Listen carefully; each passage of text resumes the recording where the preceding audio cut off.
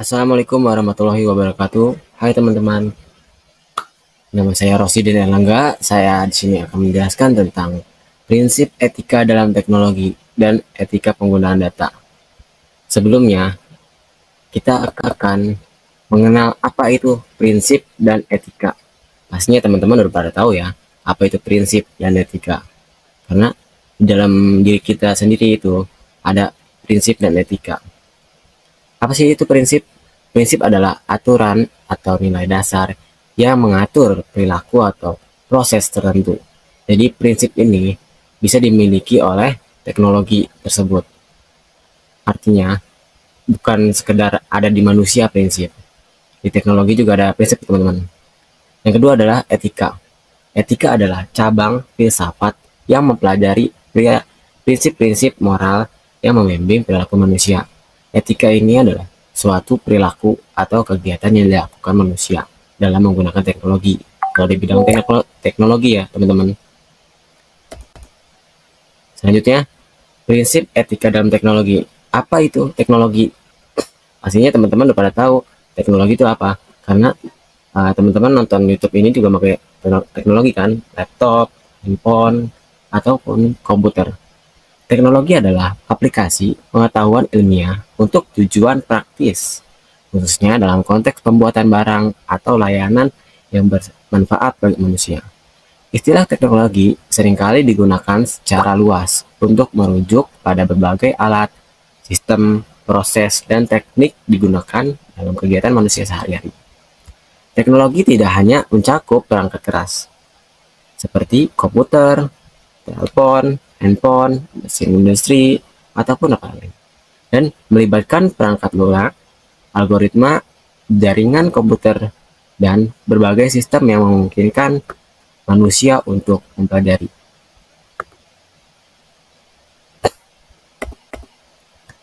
Prinsip etika dalam teknologi. Di dalam teknologi itu terdapat prinsip juga, teman-teman. Bukan sekedar ada di manusia juga, teman-teman. Kayak di manusia kan hidup itu adalah yang bermanfaat, itu prinsip manusia. Tapi dalam teknologi itu juga ada prinsip, teman-teman, namanya prinsip etika dalam teknologi. Prinsip etika dalam teknologi adalah seperangkat nilai atau norma yang membimbing perilaku dan keputusan terkait pengembangan, penerapan, dan penggunaan teknologi. Prinsip-prinsip ini bertujuan untuk memastikan bahwa teknologi digunakan secara bertanggung jawab, adil, menghormati nilai-nilai, dan serta kepentingan masyarakat.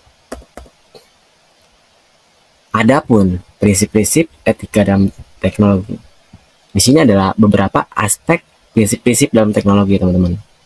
Yang pertama adalah privasi dan keamanan. Pastinya teman-teman udah pada tahu nih, privasi itu apa, keamanan itu apa. Privasi adalah suatu hak yang dimiliki yang tidak boleh diganggu-gugat atau diganggu keamanannya. Prinsip ini menekankan pentingnya melindungi data pribadi pengguna individu untuk memastikan bahwa sistem itu digunakan secara aman. Jadi dalam teknologi itu memiliki prinsip yang mana privasi dan keamanan itu nomor satu, teman-teman. Yang kedua adalah transparansi. Apa sih transparansi? Transparansi itu adalah yang kita tahu tuh ya. Transparansi itu adalah transparan, yaitu mengharuskan penyedia teknologi untuk jujur dan terbuka tentang bagaimana cara mengumpulkan data, simpan data, dan bagaimana menggunakan datanya. Contoh, di bank sendiri terdapat ada data-data kita, umur, nomor rekening, dan lain-lain. Mereka menggunakan teknologi, yang mana teknologi itu transparan, bahwasanya umur digunakan buat pendataan ini, terus rekening untuk menggunakan data kita, dan lain-lain. Keadilan dan keterbukaan. Adil di sini bukan sekedar memiliki keadilan. Adil di sini dalam aspek teknologi, teman-teman. Artinya, contoh, teknologi itu dapat digunakan semua bidang dari masyarakat, mau yang miskin, mau yang kaya. Jadi tidak mengukur rata atau tidak memiliki orang kaya aja ya, tidak. Tapi semua berbagai aspek setiap orang individu dapat menggunakannya. Yang keempat adalah akuntabilitas dan tanggung jawab. Tanggung jawab ini ada hal yang paling penting. Kenapa? Karena dalam teknologi itu terdapat sistem error dan lain-lain, yang mana sistem ini dapat merugikan pengguna atau dan lain-lain. Contoh, dalam bidang teknologi handphone ya, ketika handphone kita kena sadap atau dan lain-lain, tapi handphone tersebut itu tidak ada rasa tanggung jawab untuk menyimpan privasi kita, kayak seperti dulu ada case bahwasanya HP iPhone itu kameranya setiap hari itu aktif dan terekam, terdata. Itu merupakan privasi atau tanggung jawab terhadap pihak iPhone. Selanjutnya, kepatuhan hukum. Kepatuhan hukum ini prinsip yang menekankan pentingnya untuk mematuhi hukum dan regulasi yang ada di tempat atau yang ada di daerah tersebut. Kepentingan publik itu mengingatkan bahwa teknologi harus digunakan untuk meningkatkan kesejahteraan rakyat. Artinya, teknologi ini itu harus mampu meningkatkan kesejahteraan rakyat, meningkatkan ekonomi rakyat, dan bahkan teknologi ini dapat memudahkan urusan-urusan atau kegiatan-kegiatan yang dilakukan oleh masyarakat. Yang terakhir adalah keragaman inklusi. Apa sih itu keragaman inklusi? Teknologi keragaman inklusi ini harus dirancang dan dikelola dengan memperhatikan kebutuhan dan perspektif bagian masyarakat. Teknologi ini memperkuat bias atau diskriminasi dan menciptakan lingkungan yang inklusif bagi semua orang. Artinya, keragaman dan inklusif itu. Teknologi ini harus memenuhi atau melihat kebutuhan perspektif dalam masyarakat. Artinya, dari dalam kota, teknologi itu sangat penting karena masyarakat tersebut sangat membutuhkan dalam menyimpan data, mengirim data, bahkan melakukan kegiatan-kegiatan yang tidak bisa dilakukan oleh manusia. Selanjutnya adalah etika penggunaan data. Teman-teman tadi udah mengerti tentang etika kan? Dan sekarang data. Apa sih itu data? Data adalah kumpulan fakta, angka, informasi, atau pengamatan yang dikumpulkan atau direkam untuk diolah atau dianalisis. Data dapat berupa berbagai bentuk, teks, gambar, suara, kombinasi semua itu. Data ini memiliki nilai penting karena digunakan sebagai dasar untuk mengambil keputusan analisis penemuan informasi baru. Dalam konteks teknologi dan ilmu komputer, data seringkali dianggap sebagai bahan mentah, yang mana untuk mengembangkan algoritma, sistem, atau aplikasi. Dan contoh nih, data penggunaan adalah informasi yang dikumpulkan dari interaksi pengguna dengan aplikasi, situs web. Sedangkan data sensor adalah pengukuran atau observasi yang diperoleh dari perangkat sensor seperti termometer atau kamera. Di sini ada tadi kita udah mengenal tentang data ya teman-teman. Etika juga sudah. Nah, selanjutnya adalah etika penggunaan data. Adalah suatu prinsip-prinsip dan nilai-nilai yang mengatur bagaimana cara data digunakan, dikumpulkan, diolah, maupun disimpan. Dengan semakin berkembangnya teknologi dan penggunaan data dalam konteks penting untuk mempertimbangkan aspek etika dalam semua tahap siklus data. Jadi, menggunakan data di dalam aspek teknologi ini itu memiliki beberapa prinsip juga teman-teman. Di sini adalah ada privasi, transparansi, keamanan, keadilan, tanggung jawab.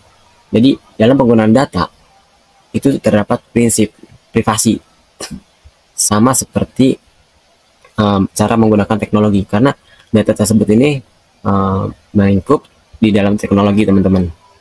Jadi privasi penting untuk menghormati privasi individu dan kelompok dalam penggunaan data.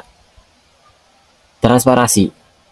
Jadi privasi ini teman-teman, yang mana privasi ini harus menghormati data-data yang ada di dalamnya tersebut, teman-teman. Contoh, setiap individu harus dijaga privasinya di dalam data yang tadi saya jelaskan di bank. Umur kita, alamat, dan lain-lain. Itu tidak boleh disebarluaskan, teman-teman, oleh pihak bank yang menggunakan atau mengelola datanya. Yang kedua adalah transparansi. Transparansi adalah organisasi harus transparan tentang praktik pengumpulan, penggunaan, dan pengelolaan data.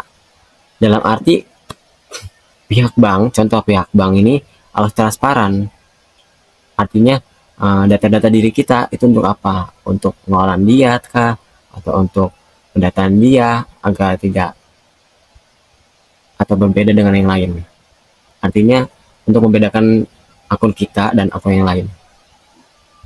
Keamanan, perlindungan data dari akses yang tidak sah atau penggunaan yang tidak otoritas adalah kunci dalam etika penggunaan data. Jadi keamanan ini nih, itu adalah tindakan yang dilakukan oleh penggunaan data. Gitu teman. Jadi dalam keamanan ini, perlindungan data dari akses yang tidak sah atau penggunaan yang tidak otoritas adalah kunci dalam etika penggunaan. Organisasi harus mengambil langkah-langkah untuk melindungi data dari ancaman, seperti enkripsi data, penggunaan sandi yang kuat, dan penggunaan akses yang ketat. Dalam penggunaan data itu terdapat enkripsi, sandi, dan bahkan penggunaan akses yang cukup ketat. Kenapa begitu? Karena di dalam data tersebut banyak hal-hal yang penting yang harus diamankan, teman-teman. Yang keempat adalah keadilan. Data yang harus digunakan secara adil dan tanpa diskriminasi. Adil ini berarti memastikan bahwa data tidak digunakan untuk menghasilkan keputusan atau produk yang merugikan atau memenuhi hak kepada individu atau kelompok tertentu. Artinya, data ini sebenarnya tidak boleh diperjualbelikan, teman-teman. Itu sebenarnya ada pasal, teman-teman. Pasalnya tersebut melanggar hukum di Indonesia, teman-teman. Tapi kalau data itu digunakan untuk seperti McDonald menggunakan akun-akun, kayak contoh ada akun dari McDonald ya teman-teman. Itu kan kita bikin akun, kita ada data diri kita, ada umur dan lain-lain.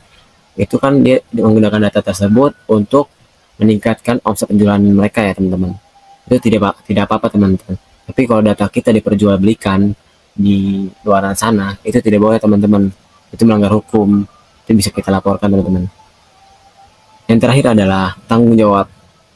Setiap organisasi atau yang menggunakan data itu harus bertanggung jawab atas penggunaan data mereka dan siap untuk bertanggung jawab atas dampaknya.